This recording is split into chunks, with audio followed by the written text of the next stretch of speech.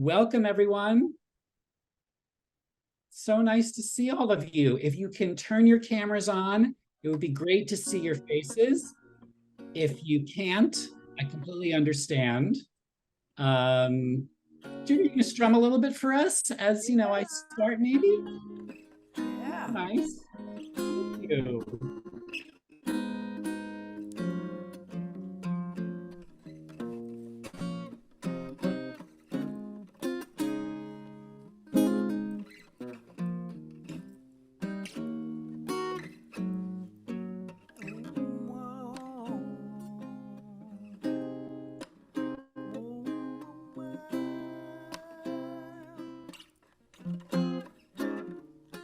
Nothing in this world to keep me anymore.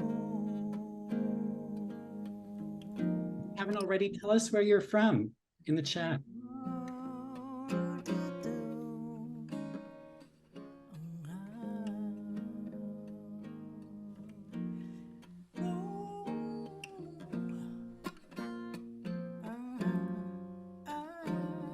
I want to welcome everybody.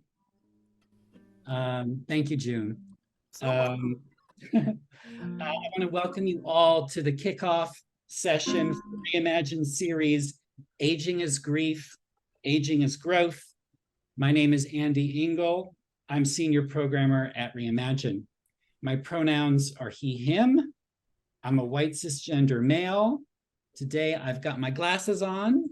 I've got salt and pepper hair, a very brightly colored shirt with a tropical floral pattern. I hope you like it. Reimagine is a nonprofit organization catalyzing a uniquely powerful community. People of different backgrounds, ages, races, and faiths, and people of no faith, coming together in the hopes of healing ourselves and the world.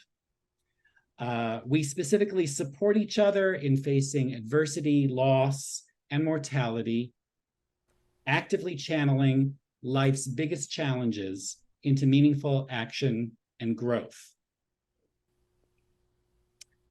Like death and dying, aging is another aspect of life that Western culture just can't seem to face. Now, don't get me wrong, there's real grief and adversity associated with aging, and so few spaces to acknowledge and mourn what we lose as we get older. At the same time, there are aspects of elderhood that are gifts to recognize and share with our loved ones, communities, and workplaces, and we'll talk more about this soon. I hope you'll register for the remaining 2 events in this series. Our hope tonight is to introduce the ways in which we define elderhood, not necessarily the definitions that you'd find in a medical textbook or a gerontology article, but something that's more personal and communal. We at Reimagine believe that reflecting on what matters most can help us achieve purpose, results, and impact in both our professional and personal lives. Certainly what matters most is what brings us joy, and also the way in which we struggle with adversity. So this 3-part series will delve into how facing loss and adversity can lead to a reevaluation of our aging. We'll be looking at the burdens of caregiving, grappling with the grief of losing a loved one. Adversity wears many faces.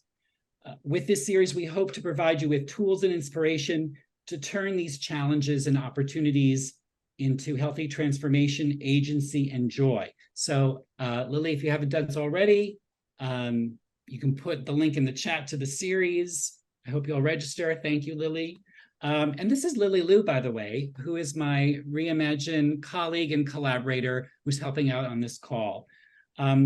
If you haven't put this in the chat yet, we're interested in knowing where you're located. You can check out this very helpful map called native-land.ca to learn about locations of Indigenous people in your area. For example, I'm in Lenapehoking, where a large city called New York is located on occupied land.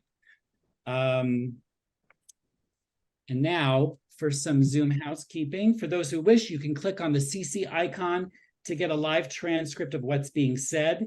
And you can save the chat by clicking on the three dots in the chat box.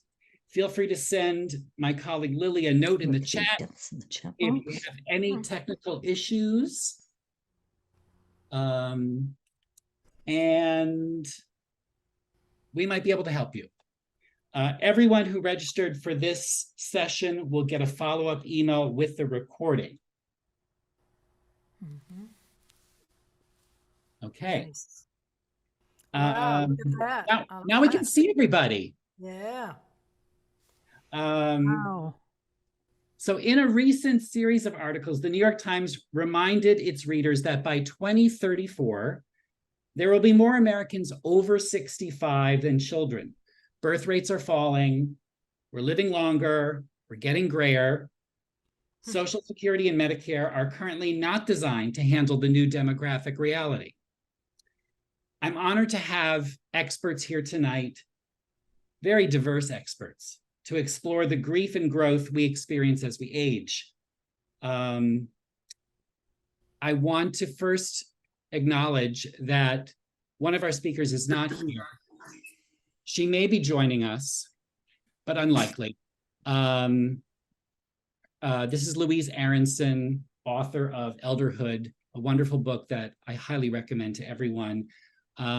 Ironically, one of our conversation topics was going to be about family caregiving and caregiving specifically for the aging. And this is what Louise is doing right now with her mother. And I hope you'll join me in sending warm thoughts to Louise and her mother tonight. So thank you. We have, among these three wonderful speakers, Omisade Burney-Scott, a social justice leader, storyteller, and healer focused on the lives of menopausal women, trans, and non-binary folks. We have Jeff Hamaoui, an entrepreneur and innovator interested in finding ways of getting men to talk about their feelings, including those associated with aging. He's also interested in finding ways to learn from regenerative farming and how that can apply to our own regeneration. And finally, a rock and roll trailblazer who gained a new following in the third age of life, June Millington of Fanny. So we will have a Q&A. If questions start to arise for you as these three speakers are in conversation, please put them in the chat. We will try to get to as many questions as possible. My plan is not to bore you with their long bios, so I'm done with that. You can find more information about them in the links that Lily is pasting and on our event page.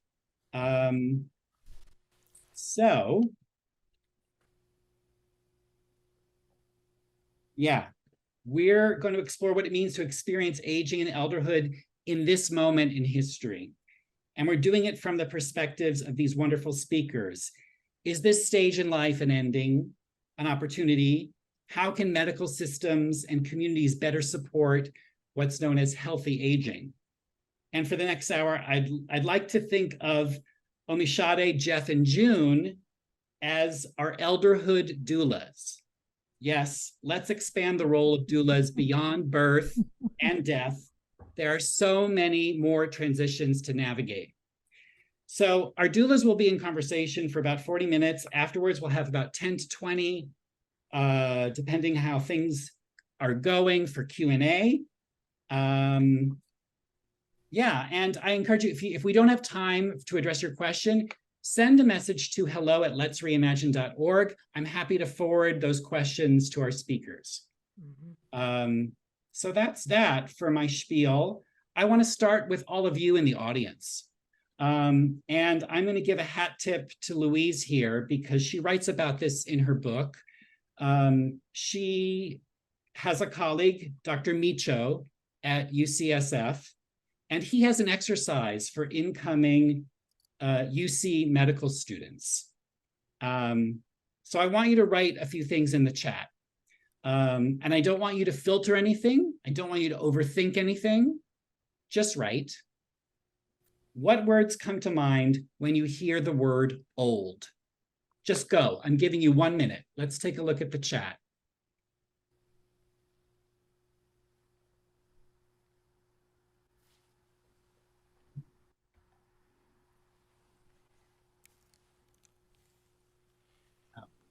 Wise, lonely. Wow, there's a lot going.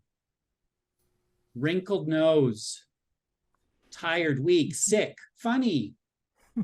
Less options. Frail, bent, creative. Throw away, invisible, ignored, confident, underestimated. Sexy, like that one. Put out to pasture. Grown, sexless, valuable. Wow. What was that one about pickleball? Anyway, we'll get back to that one. Thank you all for that. Now,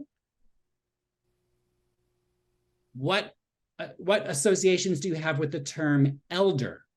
1 minute, go, don't overthink. Wise, wisdom, wise or chosen, kind, sage, mentors, happy, statesman, teacher, matriarch, leader, studious, teach, guidance, leader, cherished, nice, been there, done that, esteemed, contemplate, collector, resource, nice. Thank you all. So we might come back to these phrases and words, but for now, I'd like to ask our 3 guests to share a 5-minute story each as a way of introduction. These aren't going to be elevator pitches, something real from all of you. You have a choice. You can share with us a story of grief that you have experienced with aging. You can share a story of growth experienced in your aging, or a mix of both. It could be your own experience or in caring for someone else. So I'm going to start with Omisade. Well, good evening, everyone. Like Andy said, my name is Omisade. My pronouns are she and her. I am a medium brown skin African-American woman with white, silver, gray hair. I'm wearing green horn-rimmed glasses and a green and white and I guess it's kind of like a magenta colored dress. So the story that I thought about was the story, it's the reality of where I am right now and the complexity of aging that brings both grief and growth. So I want to do the two together. I don't believe in binaries. And so I think that I toggle pretty consistently between both of them and seeing how much I have grown in the 56 years I've been on this planet. And also the grief that I experience with getting older, because there's certain people that I miss and there's certain things that are happening. So let me back up. The first person that I ever got to bear witness to their transition of leaving this life and going to the next place was my mom when I was 31. And that was 25 years ago. And so many things have happened since then. When my mother made her transition, I was a single mom of a 6-year-old, was working for one of the first nonprofits I had ever worked for, not the last, was doing community organizing and leadership development. And I thought I had more time. I gave birth to my son, Che, when I was 25. And about 3 weeks after I gave birth, my mother was diagnosed with sarcoidosis, which is an autoimmune disease similar to lupus. And the doctor said that it was likely terminal. And my mother, who was a registered nurse, said to us, I do not want you all to do anything to prolong my life that would cause me to have a poor quality of life. So this was the introduction that I received to bodily autonomy without that language. My mother was very, very clear about what she wanted and what she did not want. Had written things down for my sister and I to give us instruction. So she did us a major solid. You know, when I think back to that period of time of not knowing all the things that we would have to navigate over the 6 years that she was not well, and ultimately of her transition, she gave us a lot of information. And so when I think about getting older now, so many things have happened since my mom made her transition that I grieve that quite a bit. She didn't get an opportunity to see her oldest grandbaby graduate from college. She didn't get an opportunity to see me get married and have my youngest son. She didn't get to meet him in the physical form, though, because of my spiritual practice and beliefs. I do believe that they were quite chummy before he arrived here. Um, and there's things that I'm doing now specifically related to being at home inside of an aging body, being out inside of an aging body of a person who identifies as a woman who has a uterus and ovaries that I think we would have so much conversation about. And so I feel like I'm growing in my understanding of who she was in retrospect, not as my mother, but as a woman, as a person who was born in Jim Crow South. And for folk who are joining us this evening who don't live in the United States, you may not be familiar with the Jim Crow South. But my mother was born in 1930 in North Carolina. So she was born during the Great Depression. She became a teenager during World War II. And she was raised in a segregated society where Jim Crow was the law. And my mother had the opportunity to go to college, which was definitely not something she thought would happen for her as someone who grew up really, really poor. And then she got to be a nurse. And so I think about so many changes that have happened with me in my mothering and my relationships and my partnerships and marriage and divorce. And I see the growth and the grief coming together in, oh, I wish I could go back in time and have conversations with her now that I understand better, you know, that I have a much better perspective of all of her humanity that I didn't see when I was 10 or 16 or even 30, because I hadn't lived long enough to understand what I was looking at. Oftentimes, I think experience gives you a decoder ring to things that are illegible to you before you've experienced it, if that makes sense. And so bearing witness to her death, and knowing that 23 years after she passed away, she continues to give us information. During the pandemic, we found out a lot more information about her. I think a lot about liminality. I think I don't want to run over time in this introductory conversation around grief and growth, but I think about all the liminal experiences we have in this lifetime, and there's so many of them, right? The transition from one role, one way of understanding your role, your relationships, the world you live in, to another one. And that in between time is so tricky and so complex, and it can be really hard. And I think that that informs a lot of the way that I move in the world now, and creating a safe space for folk to be really honest with themselves and the people who are in their lives about how they feel about their body changing. Some people have never felt at home inside their bodies ever, their entire life. And now their body is also changing, and your mortality is more clear to you. So if you've already been struggling, it could be even more exacerbated. I also find for me personally, getting older has been very liberating.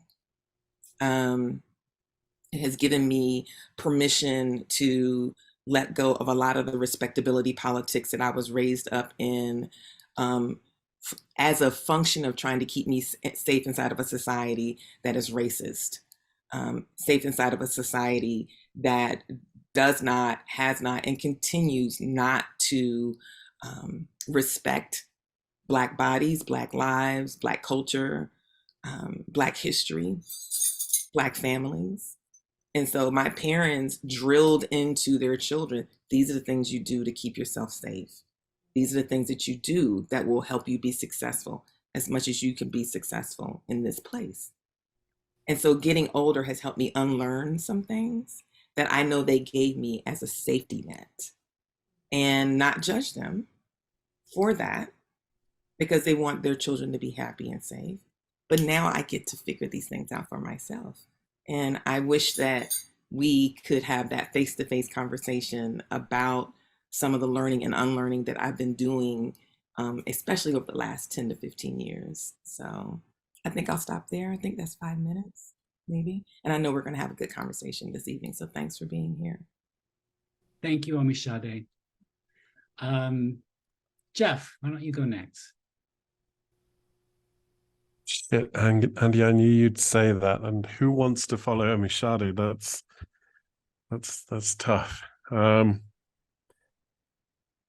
My name is Jeff. I'm wearing a blue t-shirt. I am also a white cisgendered male. I'm in from Santa Fe, New Mexico, but split time between Santa Fe, New Mexico, and Baja California in Old Mexico. So New Mexico and Old Mexico. Okay, the story I'm going to tell you is a story more of growth than of grief. And how I arrived in Baja and how I got into the kind of the aging, wellness, regeneration space. I was 47.7 years old, and that is significant. There's something called the U-curve of happiness. It's a piece of research that's pretty universal, and it shows how at around 47.7, across the globe, this is actually a fascinating piece of research. It is global, and it works whether you're in China, France, or the UK.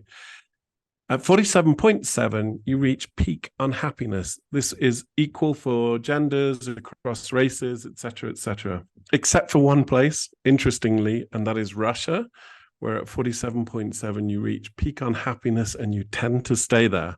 So I don't know, that might explain some stuff in the world, what's going on out there right now, some unhappy Russians. Anyhow, at 47.7, I was running a successful innovation company. My wife and I had adopted 2 children, and we'd worked really hard to get our kids. It had been a real massive personal journey, and it had been expensive. We were living in Northern California, that it is, as you may well know, it was a terrifically expensive and intense place to live. And there was a moment where she went to a therapist and was told that either she changed her life or she went on medication for us to keep going the way things were going. She was working, she was managing a good part of the childcare because I was traveling a lot. And we talked about it as a couple, and I was like, sod it. No, nothing that we're doing here is important enough for us to sort of be on medication, have to medicate ourselves through our lives. So we left. At 47.7, we packed up our truck, we packed up our kids. We were not rich. We didn't have a ton of money. So there was a huge amount of risk and anxiety. I had a 3 and a 4-year-old in the back of this truck, and we drove down to Baja, and we were going to just go exploring, take some time out. I was able to continue doing some consulting work. And so that was the plan. On the drive down, I got introduced to a guy called Chip Conley, who is variously an author and a hotelier, and he's one of those sort of powerhouse manic humans that just does an awful lot of things. And Chip was setting up something called the Modern Elder Academy. And would I like to go and join him for the very first week of the Modern Elder Academy? It was based on a book that he had written called Becoming a Modern Elder. So I turned up in Baja California. It's a tiny town called Pescadero. So in the middle of the desert, in the middle of between the mountains and the ocean. And did my very first ever workshop. I was not a kind of a workshop human. I was not a wellness human. I was not a sort of self-reflective or super contemplative human, if I'm really honest. And I turned up and it was a bunch of hippie types who were, in white dresses talking about modern elderhood, and wisdom and all the practices and all the things. Within a week, they had decided to radically change the format of this thing, and I was asked if I wanted to join. I was at a transition in my life, and so I've spent the last 5 years learning about how you might think about reframing aging, teaching a whole bunch of sort of things, ranging from how to ask a good question to how to listen more effectively, how to think about transitions, how to think about purpose, and so on and so forth. My wife feels a lot better. And together we set up a regenerative community, so a small 26 home community in this tiny little fishing village in Mexico, based around a regenerative farm. And I learned how to be a farmer. My farmers would laugh at me for saying that. I've learned about farming. I've learned about regeneration, and it has completely transformed my life. So I think the kind of the growth piece of the story is fairly obvious. I had to really let go of my old life and transition into something radically different. And I will stop there, Andy, because that's just over 5 minutes. Thank you, Jeff. And now we have June. Please unmute.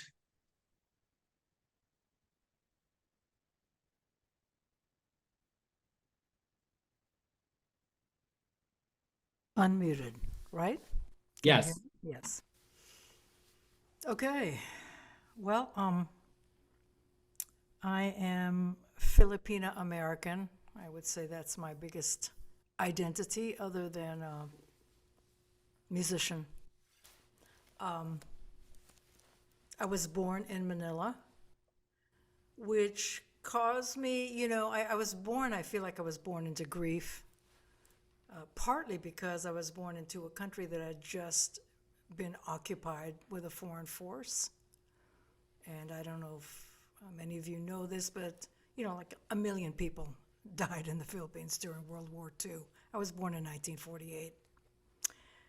And I just feel like the minute I was born, I knew something was radically missing. I mean, and I didn't know what it was. And that really just kind of drove me crazy and made me very nervous. I was nervous.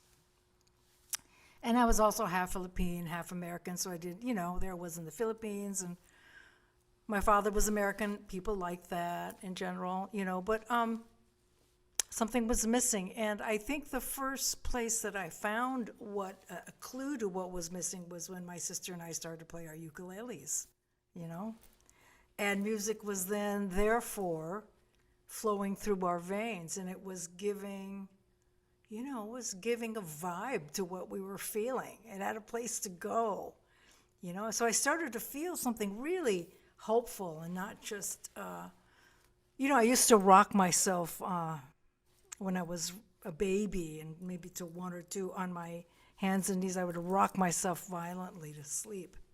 I just remember the feeling of that. I know I did it.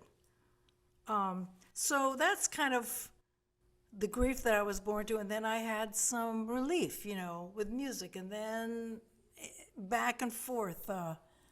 I didn't know that I'm deaf in my left ear. I'm completely deaf in my left ear, and I didn't find out until I was 26 that I don't have equilibrium on my left side. And that caused me, kind of a lot of discomfort, because people would say stuff to me and I wouldn't hear them, and they would think that I didn't like them, I didn't even know that was going on. So there was a lot of stuff going on that I didn't know about, And however, you just keep going forward. And what I love to do is I love to play music, and I love to read. That's where I went off, And so both for me were quite wonderful. I think the grief has also extended into, with not knowing quite that my body was hardwiring in ways that your bodies were not doing. I think there is a way that most people's bodies, hardwire. Well, mine didn't do that because it didn't have half of the stuff it needed, And a lot of people call me really weird. However, I feel like in a way I made a deal with my ancestors before I came in. Okay, you get to come in.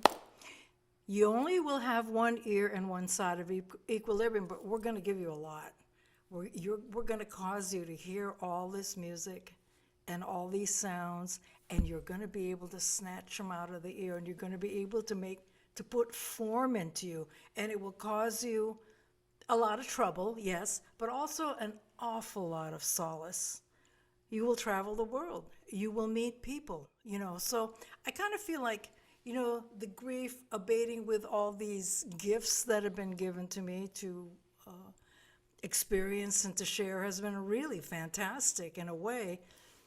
I guess my biggest regret or form of grief is that because I had to just push so hard, work so hard to be seen at all. I mean, I think Asian Americans and in general, our issue is invisibility. So I don't like feeling invisible. I never wanted to be invisible. But I had to fight really hard, no, you shouldn't be the first girl guitar player to play lead guitar. Don't go for that. Don't go for that. The world does not want to see you do that. Guys don't want to see you be smarter or funnier. All that the girls have gotten, the messages. So I had to fight against that. And in the process, I think people have told me that I've hurt their feelings just by my intensity. I'm really fierce. And sometimes I'm going for something that I don't know what it is. And so I'm going fiercely towards that director. And sometimes I hurt people's feelings. I don't know how. So that's my sort of, I feel like that's my cross to bear in this lifetime, is to figure that out. The thing that I would like to do now to have a successful life is not to hurt people. I don't know how much I've hurt people, but I have, because they've told me. But I've also, of course, had great times and extended kindnesses, and tried to pass on what I've learned through the practice of Buddhism. And I have had amazing teachers. I needed it so much, I needed it as medicine, So the practices I started to, when I was in Fanny, I was reading about Buddhism. I'd read Lang and Alan Watts and all that, But I just what are they talking about? I know they really got something here, but I just wish I could understand what, before enlightenment, the mountain, after enlightenment, the mountain. I'm tearing my hair out. What does that mean, So little by little, I get towards all these things. And I think, as I'm aging, I'm 75. I think I'm getting more down, and it's the blessing is to get more down to just the simple things. Like if you can have a good thought, not just about yourself, but a good thought about anyone, putting blessings out there, thinking about children who just simply need to be held. I mean, there are many children who need to eat, but they need to be held. That is the thing, I feel like we as human beings, what we need from our parents is we need to get the hug. I call it the hug. If you get that hug, boy, you can really go through a lot. I don't really remember getting the hug, but I know that my parents really loved me. I don't know why I can't remember. I asked my mom before she died, Mom, do you remember ever holding me? And really talking. But she said, she was shocked. She said, of course I would sing to you and I would rock you. And I said, but I don't remember any of that, So I got to say that to her. And I got to share her amazing death, which is such a blessing, because I didn't realize till my mom died that you have such an umbilical connection with your mother. And I mean, when that breaks, that is one of the most painful things I have ever experienced. Maybe you've June, had. I'm gonna interrupt you with a hug myself. Oh, thank you. Um, I want to get to some of our questions. Thank you for the three of you for opening up to us. I just thought this was a good way for folks to get to know you all a Yeah. little bit. So I'm going to start with the topic of changing mindsets. And I think I got this initially from Jeff in an initial conversation that I had with him. I was going to ask Louise, of course, about the changing mindsets that may be happening in the medical space. I encourage you all to have a read of Elderhood to get a sense of the changes that are happening. And Louise is certainly a leader in that. But in the non-medical spaces, in the spaces of creativity, in spaces of healing and coaching and business, what kind of changes are happening and who are the catalysts for change, according to the three of you? Jeff, do you want to kick this off for us? Sure. We've done a lot of thinking. I've done a lot of thinking about this sort of mindset question. And there's this sort of triple threat that we face as we get older. At the top line, there's this sort of cultural social narrative about aging, what you can and can't do as you age, what you can and can't start, what you can and can't be, and so on.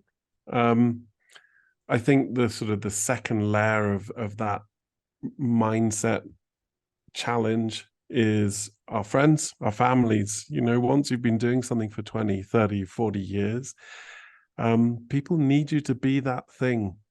So it's very hard to snap out of the sort of the shape that people have put you into. And then lastly, and probably most importantly, is your own mindset, our own ageism, our own beliefs about what's possible and what we can do as we age. And I think, candidly, sort of taking an inventory of those levels, what are the messages? Omisade talked a lot about some of those sort of childhood scripts that she had received about what was and wasn't allowed. Those scripts are coming at us the whole time, right? We are receiving those scripts the whole time. So what is the inventory of the social scripts that you've internalized and accepted, the familial, collegial scripts that you've internalized and accepted? And then the hardest of them all to see is those personal scripts. It's like, oh God, I'm too old to do X, Y, Z. And as we live longer, you know, not just lifespan, but health span, being saddled with scripts for 10, 20, 30, 40 years is a burden. So it's worth editing them. That's a starter. I throw it over to my partners. Yeah, this is so good. I'm sorry, I just Omisade. yes, no, this is so good because it's such an important question. I am super resistant to furthering the deifying we do of people in our culture as the expert.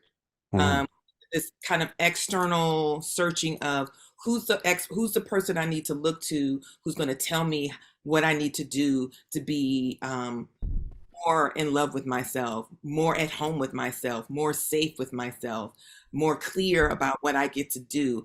And I really think that part of the work we do as cultural organizers, people who engage in culture and narrative shift work, is we remind people that you're the expert.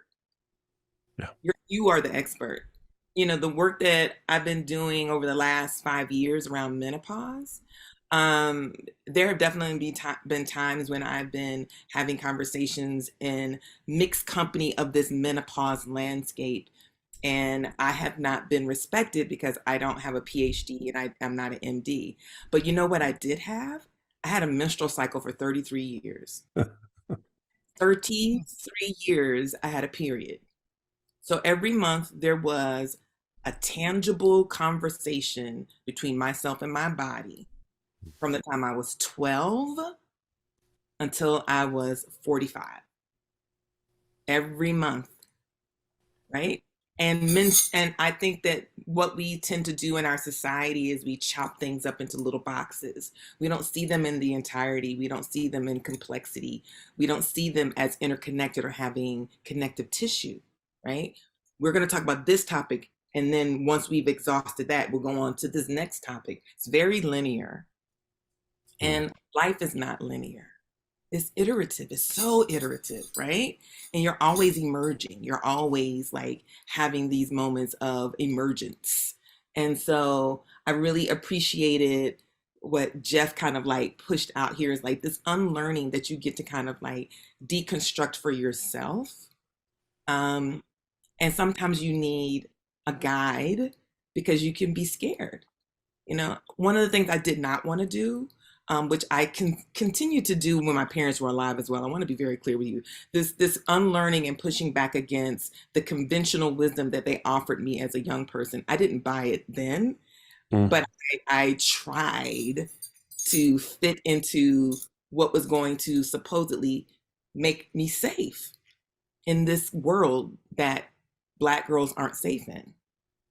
And I realized that when I got older, I stopped trying to fit into these little boxes and was like, no, like that's not the thing that's going to keep me safe. I'm keeping me safe. I'm the one who's kept me safe. And so now I get to look at that without judgment, without incrimination. I'm so grateful for the love that I experienced from both of these people who loved us tremendously.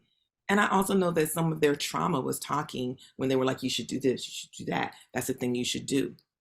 And there's so much trauma we experience that's gendered and racialized in this country about what happens to your body over time. You know, are you still beautiful? Are you still attractive? Are you still sexual? Do you still get to experience pleasure? Do you still get to experience love? Can you start your life all the way over? Can you stop working, start doing something different? Can you completely change the boundaries of the relationships that you have? And who told you could do that? You need to stay in line. You need to stay in line. And that's going to keep you safe. And that's not actually true. And so much of the work that we've been doing has been giving people permission, sometimes for the first time, to look at their bodies in a way and say, what has your body been trying to tell you? What has your body said to you? And to remind people that the experience of menopause for anybody who has a uterus and ovaries is not just my experience. Not everybody who has experienced menopause identifies as a woman. Not everybody who experiences menopause experiences it in a chronological way. It happens for a lot of different reasons. Not everybody who experiences menopause is heterosexual. There's so much taboo and stereotypes associated with an aging feminine form, right? Because that aging feminine form lives out in the woods and she eats children and she eats men, right? You know that aging feminine form who's gristly and mean and just hateful. You know who I'm talking about, right? Well, what if we actually asked her, why are you living in the woods in the first place? Like, she's not trying to live in town. Baba Yaga lives out in the woods in a house on chicken legs. And people consistently go out to the woods and mess with her and then get upset when she eats them. I don't understand that. Like, if you don't want to be eaten, be respectful. If you don't want to be eaten, don't steal her medicine. If you don't want to be eaten, engage in spiritual reciprocity. And so the thing that I would say, and I know that June will likely chime in here, is when I think about eldership, I'm not interested in engaging in an eldership that is extractive or one-sided. None of my relationships that are meaningful for me can exist in that way. We already have engaged in too much extraction of our culture, of our bodies, of our effort, of our families, of our sweat. I'm not doing that. If we can't have spiritual reciprocity as a grounding force in our relationship, and I think that eldership is actually something that is given, not something that I declare. I don't declare eldership. And it's been happening to me more and more recently in an odd way where people are like, Omi or Mama Omi, can I ask you a question? I'm like, listen, let's have a conversation where we can talk to each other. I'm not interested in an extractive relationship with you. So, June, I'm thinking about the shifting mindsets that you're responsible for at IMA. Maybe you can talk a bit about that.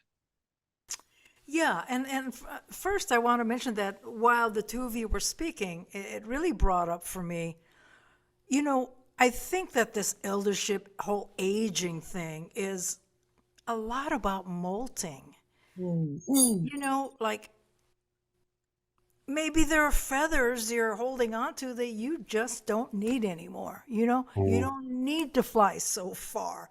Maybe your mind is working more, and I think that if we can all really accept that we can lighten up, baby, things can seem so much funnier and so much more wise, and other people can seem wise because we're not holding on to our experience and our idea and our, listening to other people and laughing at their jokes, etc.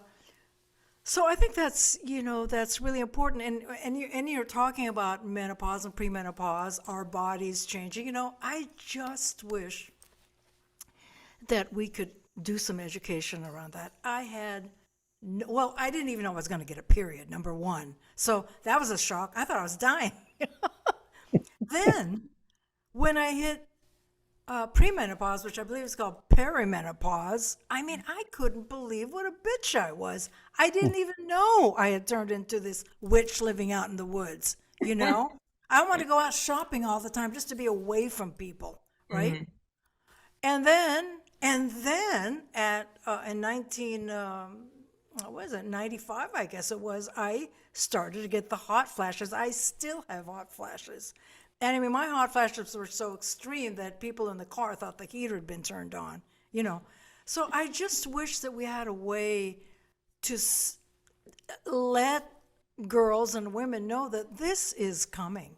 Or if it's not specifically that, just huge changes. And the better you can molt, the faster you can molt, the more you can molt with equanimity and a sense of humor, that's going to help you a lot. I love gosh, I just wish someone would have told me. Then I would have known to say to people, hey, I'm perimenopausal. Just don't mind that I'm just so weird right now. I remember there were a whole bunch of people at our house for a Thanksgiving dinner, and I just didn't want to enter the room. I just, why? That was new to me. I didn't want to be antisocial, but there it was, So I think education around all these subjects, how things are going to change and how you actually can let go. You can make space, and it can be fun, actually. The things that I'm finding out about myself and others and the universe is fun. It's pretty exciting and powerful, Yeah, we're heading towards, what is it? Is it entropy when we die? But we're all heading towards it. So why not have fun with it? Really. Every day I think about kids who just need to be held. I'm telling you, that is my main, we need to do that. We need to hold them mentally and physically, metaphysically, June, folks in the chat want to know more about IMA. Oh, yeah. The way you are holding young girls there. I am sitting in IMA right now, the Institute for the Musical Arts. And it comes from, actually, I was sitting at a meeting at Olivia Records in 1976, right after my first tour with Chris Williamson. She wanted me to go to this meeting. I didn't really want to, but I did it for her. It was around how can we get more women of color involved in women's music? Okay. So I went, and then I'm listening to all these ideas. Meg Christian was there, Teresa Trull. All these, giants, women in music, all my friends, great friends now. And they were talking about how it was all Pollyanna-ish for me. There was this voice in my head. I said, to myself, that is never going to happen. We're never going to be egalitarian in the business because it's basically a popularity contest. If you want to put music out there, it's a popularity contest. But somehow they didn't, they wanted to sort of circumvent that truth. Anyway, 10 years later, so that was 1986, I'm living with Ann at Hampshire College. And I heard not one voice, I heard a lot of voices saying, who's going to take care of the kids coming down the road, down the pike, And they were coming in my dreams as well. Of course, I didn't tell people I was hearing all these voices because, there's still a little bit of onus about that. But I heard them. And I was in San Francisco and I was hanging out with Angela Davis before a gig or something. And I told her about these voices. And she looked right at me. She said, well, get going. And I'm like, what? I don't do that. I don't organize. I'm just like a musician with a lot of ideas. And she says, yeah, but they're talking to you. Oh my God. Okay, here comes the responsibility. I had to accept it. She told me the truth. They were talking to me. So then I started to talk to Ann. I started to talk to other people. And Ann, I didn't know this, but she'd always had a dream of starting an alternate educational institution. So what we did was we formed the Institute for the Musical Arts, which is fundamentally based on sharing, not just materials, but what we know, mentorship, our amps, our archives, what we've experienced. And we do rock and roll girls camps. So we didn't get to do that till 2002 after we moved here. And we founded IMA in 86. So, we were planting the seeds and growing. So it's for young women and girls and it's working. Can I ask you something? When you conceived IMA, did you think about it as an intergenerational space? No. You know why? Because it was an impulse. I was following orders from above. My ancestors were talking to me and saying, who's going to take care of them? Okay, so then Angela said, well, you better get going because they're talking to you. And I didn't have enough coherent thought because I don't think that way. I'm a kind of a wild musician. So I get all this stuff that comes in through my hair. I get these signals through my hair, quite frankly, where I get these feelings. And so I didn't even conceive of it as we're going to have classes every day. We're not going to have classes. You know what? It finally, after about the second or third year that we actually formed it, we got a grant, we moved into a space in Bodega, California.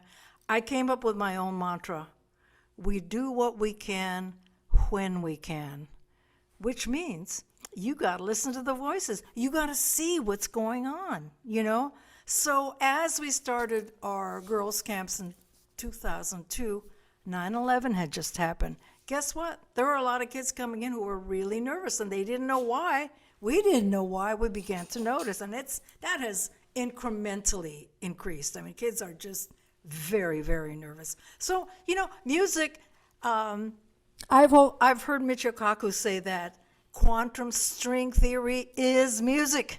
Music ties it all together, That is what we're doing. Music gives them a feeling of confidence, of success. Plus, I tell them at every single camp, hey, don't worry about failing. You're going to fail every day here at camp. You can't possibly learn all of this at once. I'm going to fail with you. So let's fail together and have a great time. How about that? I mean, to me, that is the essence of rock and roll. You fall on your face, you pick yourself up, and you keep going. That is the only way. You are going to fail much more than you succeed. But you know what? It's all okay. Because taken together, what is success, That's on what is success. June, before you said, you didn't conceive of this or really anything, when you were just doing it. But in retrospect, I don't know. It seems to me that IMA is an important intergenerational space where there's teaching, where there's mentoring, there's learning. I know, Omisade, you have talked about your platform for the Black Girls for Surviving Menopause as an intergenerational space. And I'm curious to hear from you, Jeff, about where those intergenerational exchanges are happening in your sphere. So can we shift to you too? Yeah, I'm also conscious that we're sort of running up on time. So there's a couple of things that I'd love to just sort of tease together based on what everyone's been saying. The Omisade talked about that kind of becoming an elder and the reciprocity of becoming an elder. And I think that is just at the heart of this intergenerationality. I think that the idea of elderhood as something that you bestow on other people is a real mistake. I think that true elderhood is that beautiful blend of wisdom and curiosity. Right? I have something to share and I have something to learn. And that's where it gets rich. That's where it gets super exciting for me personally. And that's where the intergenerationality is a must.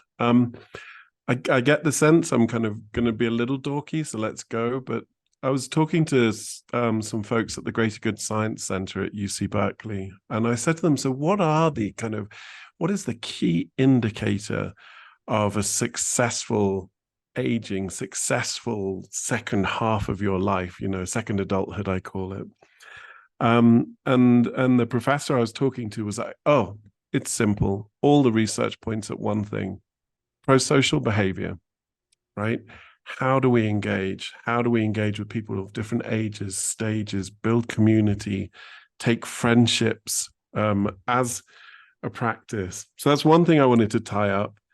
The other thing is this idea of grief and growth somehow being separate. And again, Omisade, I keep on referencing the clever things you say. But it's this binaryism that you were talking about, how we live in this kind of hyper binary mentality. I think part of what the aging journey is and the wisdom journey is to accept that both things can be true at once. And then lastly, June, gosh, what a story.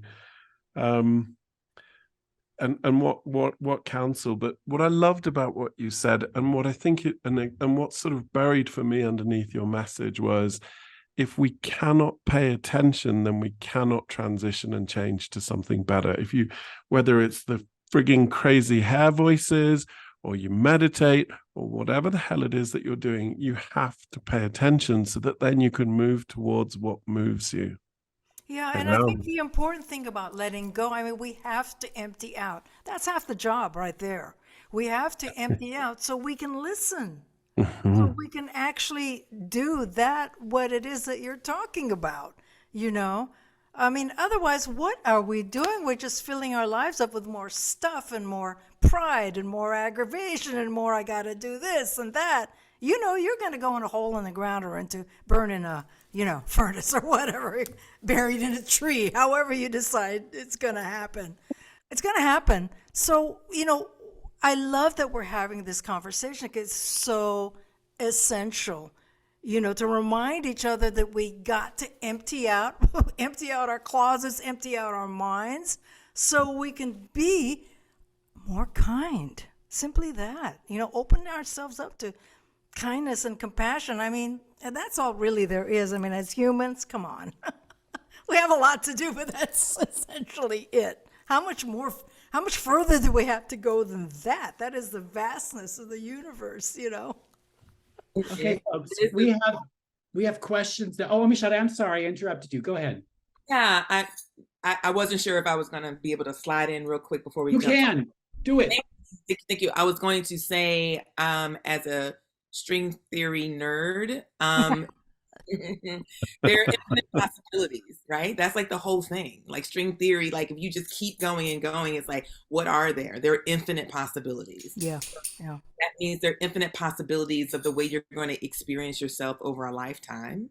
There are infinite possibilities around the choices you get to make, the way you get to change your mind.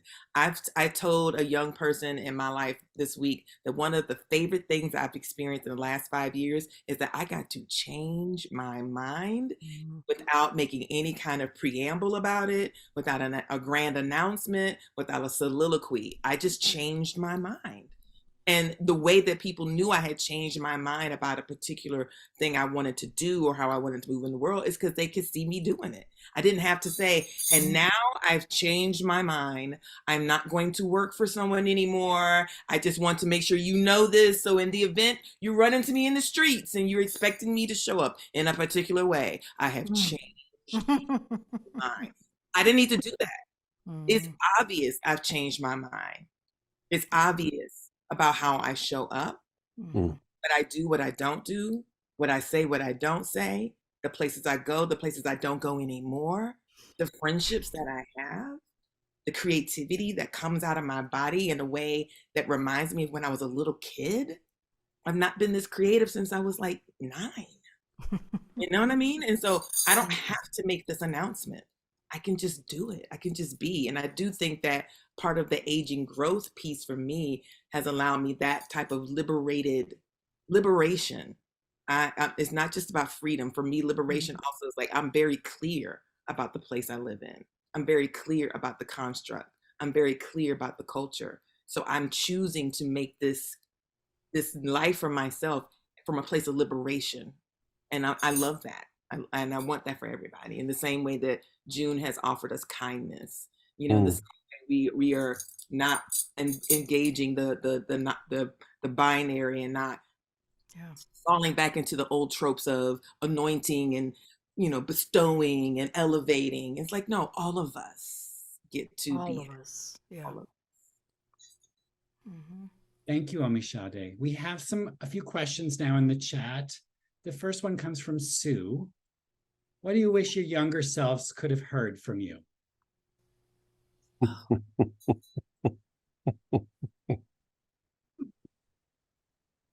I think I've had this conversation with my younger self in therapy so many times. I feel like it's okay for me to say this out loud to folk that I don't know. And that it's really okay for you to have really big emotions. That doesn't mean there's something wrong. That means you have big emotions. It isn't that an amazing thing to feel that? And you also don't have to be driven to action. You can feel that and say to somebody, I feel this big emotion right now. And you get to decide what you're going to do with that big emotion. I think the benefit of me knowing that now is that my sons get to experience that with me, with them. So when they experience big emotions, there's no kind of like, well, you don't get to be angry. Of course you do. You don't get to be sad. Of course you do. Mm. You don't get to be confused. Of course you do. Mhm. Right. But I know, again, being born 1967, coming up in the 70s and the 80s, it was like, I need you to tuck all those emotions in and get about the business of being happy and safe.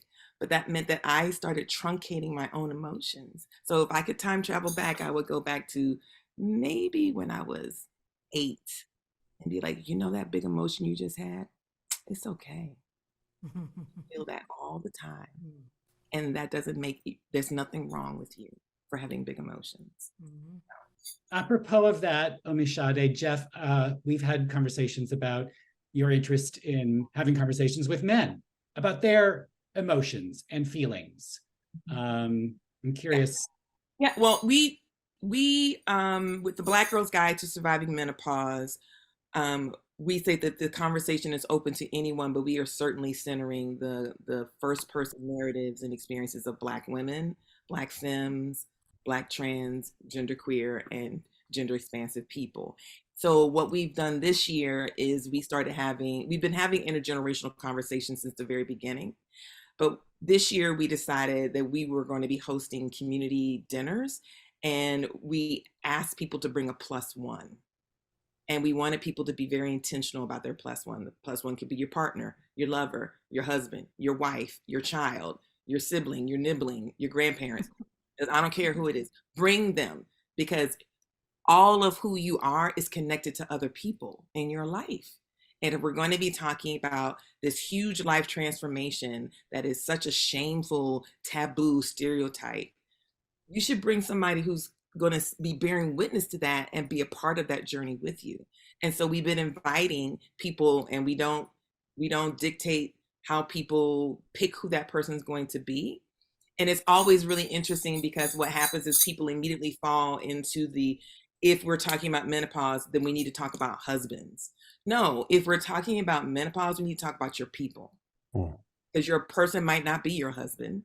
That your person might not be your wife. Your person might be your best friend, or your business partner, or your grandmother, or your sister, or your uncle. So I would really like for us to stay away from the heteronormativity that we do around when we're talking about what comes out of people's vaginas, and like give us the space to be able to say, whoever you're in relationship with, whoever you share intimacy with, whoever you're vulnerable with, they're journeying with you. And so y'all are like in this interplay, this exchange, this molting thing you said, June, just really like took me to thinking about murmuration and why starlings murmurate. They're trying to get to the roost. The roost is where they rest. The roost is where they rest. So the reason why murmuration is happening is to help as many of the starlings get to the roost safely. Safely.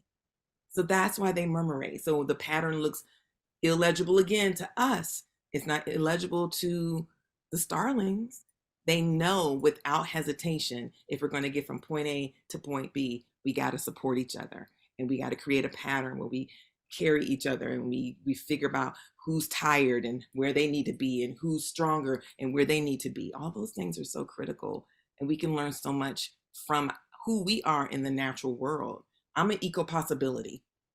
I've experienced climate change that's not always related to weather. I've experienced climate change related to politics, to civil rights, to liberation, to all those things. And so I think, the more we get closer to the full integration of who we are in the natural world and seeing ourselves connected to each other, the better. I just want to throw out a couple more questions, but Jeff and June, you can go anywhere you want to go, but I want to make sure that we hear these questions. How would you recommend encourage older adults on navigating the rest of their aging journey after losing a life partner? And the next question was, how can you navigate when dealing with disabilities that interfere with day-to-day life and travel? And now I'm thinking about June and what you mentioned earlier about your hearing. So Jeff and June, however you want to respond to either one, or if you want to keep going with this topic that we're on now. Well, I didn't know I had a disability, number one. So I guess I was kind of lucky, although people would get mad at me, because my mom said, "Why do you always talk so loud?" And people didn't realize I didn't hear them coming down the hall when I was in high school, if they said something to me. So I kind of feel like my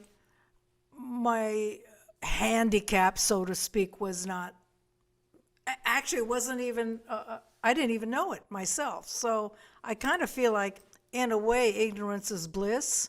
So that's all I'll say about that. I just have had to work through the dark of what was actually going on for myself and learn a little bit at a time and forgive myself, for all the times that I stumbled when I couldn't hear someone talking to me at a party, let's say. And believe me, I've been to a lot of parties because of my vocation, So, and just kind of get over it and say, hey, it's okay. You're here now. That's the thing. You're here now. I can't really speak to other people's disabilities because there are so many ways that we manifest in this world, I just think that acceptance with grace is a really big deal, really big deal. I'll jump on the word acceptance, Andy. In terms of the advice that I would give myself, I think wrestling back to this idea that you have to accept whatever it is that you are. I know it sounds trite, but at some level, having spent a lifetime wishing I'd been cleverer in certain ways or prettier in certain ways, whatever the right word is, more handsome or more appealing or more academic or more a million things, and ignoring the fact that the things that I was were taking me where I wanted to go. So I think believing both in who I am and what I care about. I think sometimes over a career I've been cowed by what was supposed to be, what was meant to be, and intimidated by people who were so certain that things should be the way they were. And so that's been a huge piece for me. I want to sort of explore some of the other questions and some of the other thoughts around this aging piece. First of all, the sort of the question about navigating past loss. It is such a brutal transition, right? The change happens. So the difference between change and transition, change is what happens to you. Transition is how you manage that change. And one of the things I heard, which really I felt really resonated with me in terms of the loss of someone very close, either your partner or a parent or whatever, was the goal of that transition, the goal of grieving is not to get out of a relationship with the person that you've lost. It's not to sort of move past and beyond them, but it's to work out ways of staying in relationship with them once they've gone. And I thought that that was such a fascinating reframe. How do you stay in relationship with people once they've gone?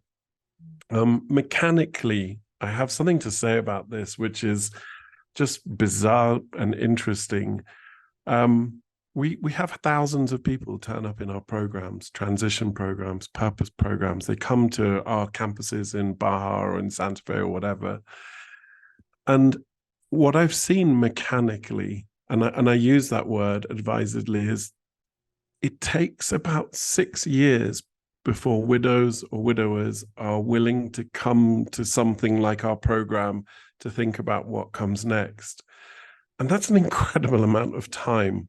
But I think one of the sort of the thoughts that I have around this is we live in such an immediate society, right? There are hacks and fixes and ways of sort of shortcutting everything. And the one thing we don't give ourselves grace around is time, the time it takes to transition, the time it takes to sort of metabolize the loss of someone and stay in relationship with them. So those were some of the thoughts that kind of came up. The other sort of thing I want to throw to my conversation partners is the idea of like, there is a choice here, and it is an active choice as we age. The average American on retirement, and I recognize we have people from all over the world, and I imagine the data is pretty similar, but the average American on retirement watches 47 hours of television a week. So as we're approaching this discussion, there's this real challenge between, do we stagnate or do we grow? Do we become generative and, find something new in our lives and actively choose that, ignoring those past narratives? Or do we get stuck? Do we get stuck in whatever version of a screen that obsesses us for 47 hours that we're faced with? I feel like that's a really good question. Something immediately came to my mind when you asked that question, Jeff. And what came to my mind was like, who is afforded the opportunity to watch television for 47 hours? Wow. Yeah, of course. Because we live in a society, I'll trouble the water. We live in a society where some people have experienced weathering their entire life, right? Mm-hmm. Their cortisol levels, their adrenaline levels, have always been elevated because of the intersectional identity they move within the world. Mm-hmm. So I'm speaking this way because I'm a Black Southern woman. I was born in North Carolina. I'm a 7th generation North Carolinian. My sons are 8th generation, right? We can trace our family back as far as we possibly can in this place. We haven't done the DNA to be able to determine or discern where our origins are in West Africa. But as far as this country, 7 generations in this place.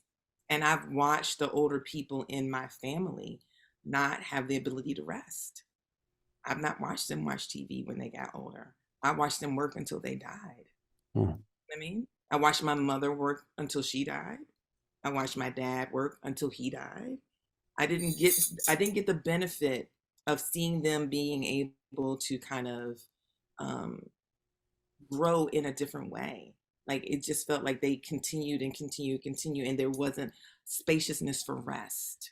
There wasn't an opportunity for them to continue to become, right? Like the becoming, the iterative piece, the generative piece we're talking about. They didn't get to do that. And so because I am doing that, I feel like there's a way that that's healing them from the other side. Mm.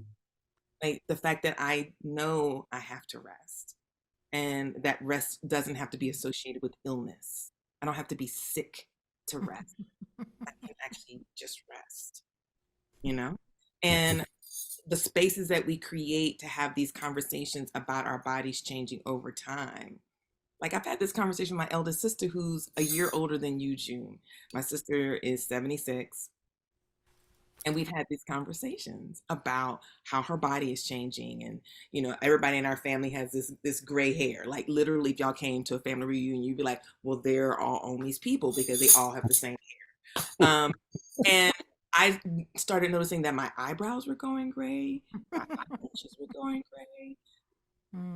Everything goes gray. Everything goes gray. You understand what I'm saying? So I called my sister and I said, why didn't you tell me everything goes gray? She said, I figured you'd figure it out when it went gray. It's like, Omisade, I'm thinking about your resistance to binaries, and what I appreciate about grayness, it's not black or white. It's something in between. It's something in between, and it has its own identity, its own way of being, its own way of showing up. It is resistant. It is resistant. Gray is naturally resistant. It doesn't give a damn what you want. Doesn't give a damn what you thought was going to happen. It's going to show up the way it wants to show up, and you're going to have to deal with it on its own terms. So I do like that connection there, Andy, the analogy of like, gray is gray. Gray is gray, and gray's going to be gray. But and I'm so glad somebody put Nap Ministry in there, because Trisha Hersey is the Nap Bishop. She has written books. She has an exhibit in New York right now. She has a deck of cards. She is phenomenal and amazing. And at the beginning of the pandemic, I felt like my ancestors were planting little seeds on different social media platforms to remind me of things. And that was one of the things. Rest is my birthright. But that is not the experience my parents or my grandparents or my great-grandparents had in this country. And so what we get to do now is reanimate ourselves, reactivate ourselves in these new ways. And that through line between me, my children, and my parents who are now ancestors is unbroken. And whatever healing I experience, whatever healing my boys experience, can heal them too. Thank you, Omisade. And in the spirit of making transitions, I have to transition us out of this wonderful, excellent, beautiful conversation. And I'm sorry I have to do that. But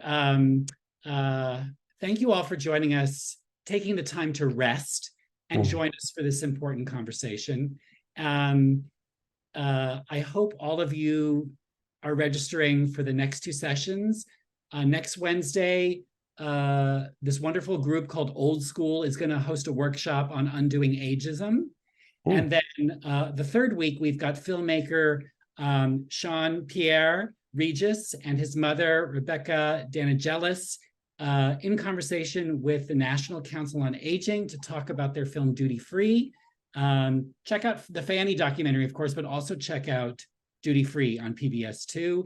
And now I'm just going to thank Jeff Hamaoui, Omisade Burney-Scott, and June Millington, with an assist from Lily Lou here.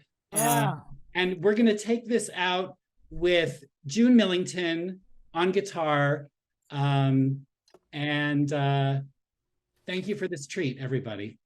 Okay, I'm going to strap in and turn on my amp. By the way, if you want to check out IMA, it's ima.org, Institute for the Musical Arts, or I'm a woman, I'm a man, I am whoever I choose to be. And you can also write me, anyone can write me at June Millington, one word, all lowercase, at gmail.com. So this is a song called The One Who Got Away, and fortunately there were links that were just provided on the chat of 4 of my songs, of which this is one. But you know, songs come to me as gifts, really. And there's one that came to me during the pandemic, which I'm not going to play now, but it's called not the world, the heart. Our hearts will meet again. And they're pure gifts. I mean, you know, in a professional sense, I think of it as kind of unfinished. But it's not. I mean, it's complete in the way that they gave it to me, you know. This is called The One Who Got Away. And it pretty much describes how I felt in the Philippines when I was growing up, and books were the safe place.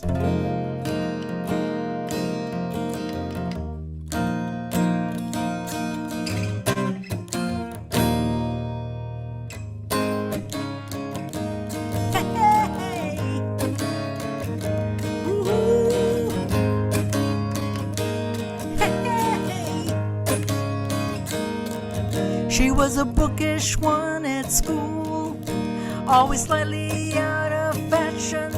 You know how kids are kind of cruel. Can you see my guitar, by the way? Maybe if I do this. She knew kids are kind of cruel. She knew that some of them were laughing. She was meant to be inspired. She was meant for higher rule. Thought she did for higher ground.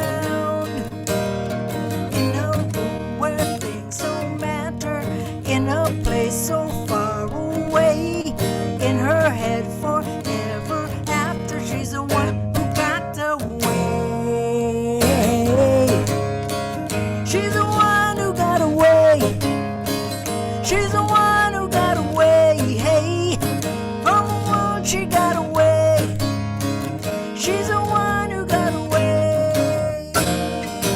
In the main street of town, the thick suburban matter, they kick her feelings around.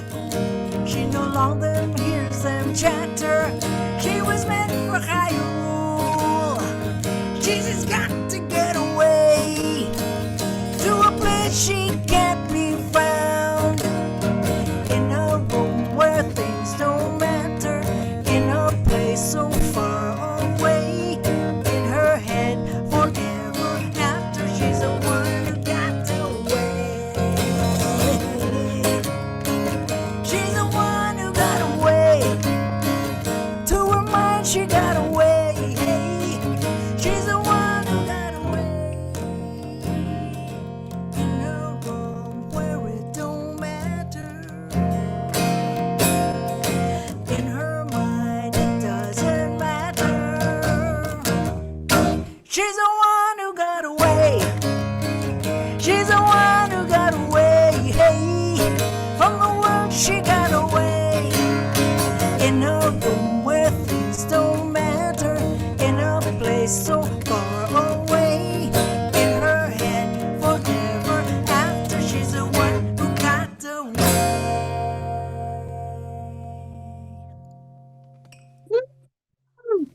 June, we're so glad you got away. But I'm still here. Awesome. Good night, everybody. Thank you so much.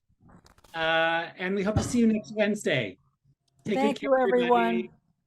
Thank you. It's an honor to be here with you.